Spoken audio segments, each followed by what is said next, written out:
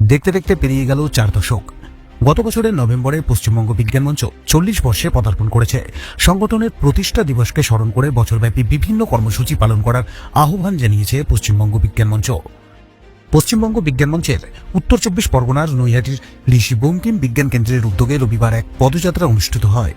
নৈহাটির power house মোড়ে স্বাগত ভাষণের মাধ্যমে পদযাত্রাটির সূচনা করেন বিজ্ঞান মঞ্চের বরিষ্ঠ সদস্য তথা চিকিৎসক শ্যামল চন্দ্র বন্দ্যোপাধ্যায়।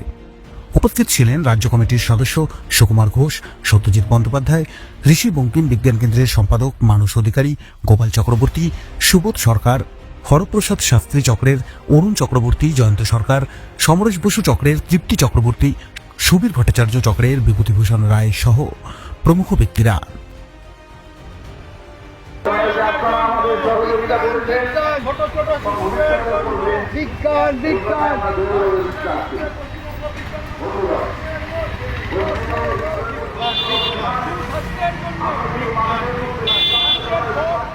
চল্লিশ বছরে পদার্পণ উপলক্ষে সারা রাজ্য জুড়ে সারা বছর ধরে পশ্চিমবঙ্গ বিজ্ঞান মঞ্চের পরপর অনুষ্ঠান চলবে।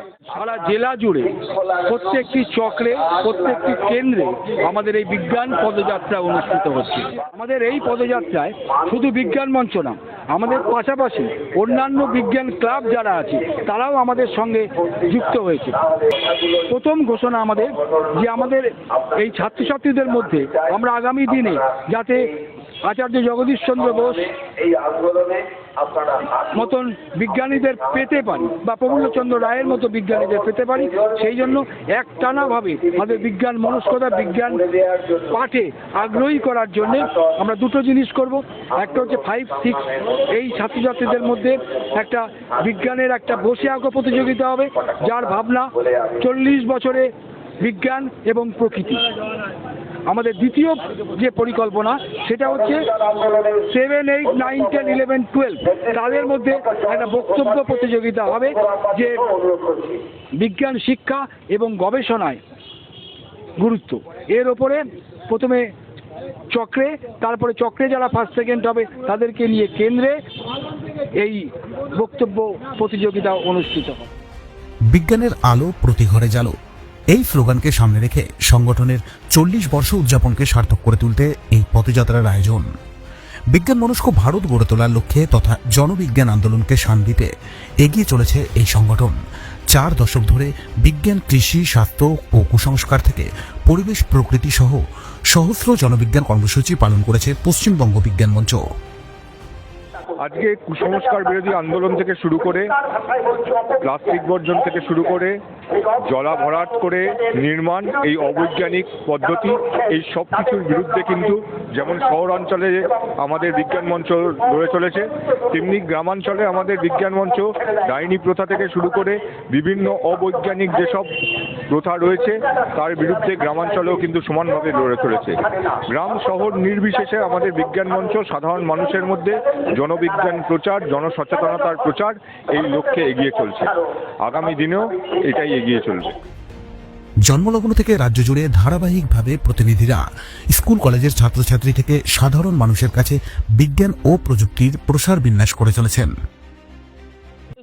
শুধু স্লোগান বা মিছিল এটাই উদ্দেশ্য না, সারা বছর ধরে সারা জেলা জুড়ে, রাজ্য জুড়ে আমাদের যে বিজ্ঞান কর্মীরা তারা যে লড়াই করছে, যে সমাজকে বাঁচাতে হবে।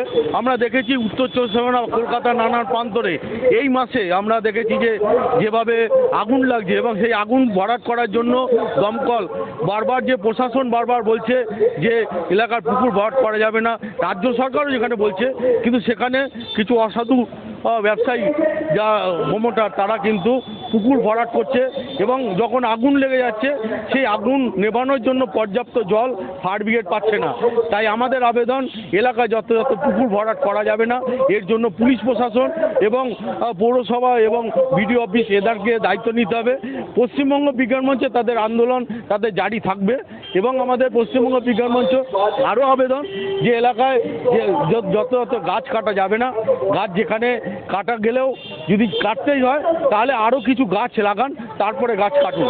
অর্থাৎ পরিকল্পিত সমাজ তৈরি করার লক্ষ্যেই পশ্চিমবঙ্গ বিজ্ঞান মঞ্চ লড়ছে এবং শিক্ষা, পরিবেশ, স্বাস্থ্য এবং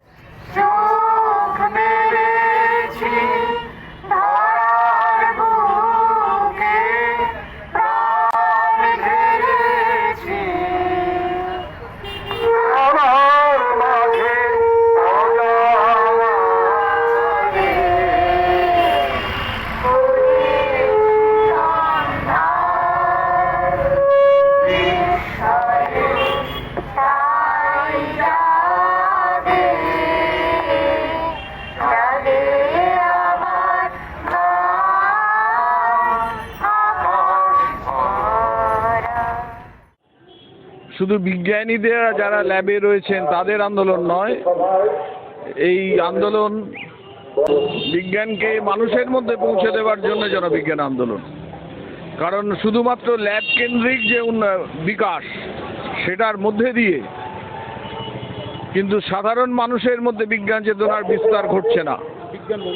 ভারতবর্ষের সংবিধানের 51 এই ধারায় বলা আছে যে আমাদের দেশের প্রত্যেক নাগরিকের কর্তব্য হলো বিজ্ঞান চেতনার বিকাশ ঘটানো, মানবতার বিকাশ ঘটানো, এনকোয়ারি অ্যান্ড রিফর্ম, এই মানসিকতার বিকাশ ঘটানো। এই কাজটা সমস্ত নাগরিকদের মধ্যে নিয়ে যাওয়ার জন্য সংবিধানের নির্দেশকে মেনে নিয়ে জনবিজ্ঞান আন্দোলন গড়ে উঠেছে এবং ধীরে ধীরে বিকশিত হয়ে চলেছে। মানুষকে বাদ দিয়ে কোনো দেশের উন্নয়ন এবং বিকাশ সম্ভব নয়। তাই মানুষকে যুক্ত করেই বিজ্ঞানের বিকাশ এবং বিজ্ঞানের সুফলগুলো মানুষের মধ্যে নামিয়ে আনার কাজ এবং মানুষের মধ্যে থেকে অন্ধবিশ্বাস এবং কুসংস্কার দূর করার কাজ, এই কাজটাই হচ্ছে জনবিজ্ঞান আন্দোলনের কাজ। এবং এর মধ্যে দিয়েই দেশ ও জাতির বিকাশ হতে পারে, এর সঙ্গে কোনো দল মত ধর্ম বর্ণের সম্পর্ক নেই। এটাই জনবিজ্ঞান আন্দোলনের বৃহত্তর প্রেক্ষাপট। এই বৃহত্তর প্রেক্ষাপটে দাঁড়িয়ে জনবিজ্ঞান আন্দোলনের কর্মীরা দীর্ঘদিন ধরে কাজ করছেন। বিজ্ঞান মঞ্চ দেশের ভবিষ্যৎ প্রজন্মকে সুনাগরিক তথা বিজ্ঞান মনস্ক গড়ে তোলার লক্ষ্যই সংগঠনের সকল স্তরের প্রতিনিধিদের মূল উদ্দেশ্য। এদিনের পদযাত্রাটি নৈহাটি হাবড়া রোড হয়ে সাহেব কলোনি মোড়ে এসে শেষ হয়। উত্তর 24 পরগনার নৈহাটি থেকে রাজু রায়চৌধুরীর প্রতিবেদন, আজকের সংবাদ।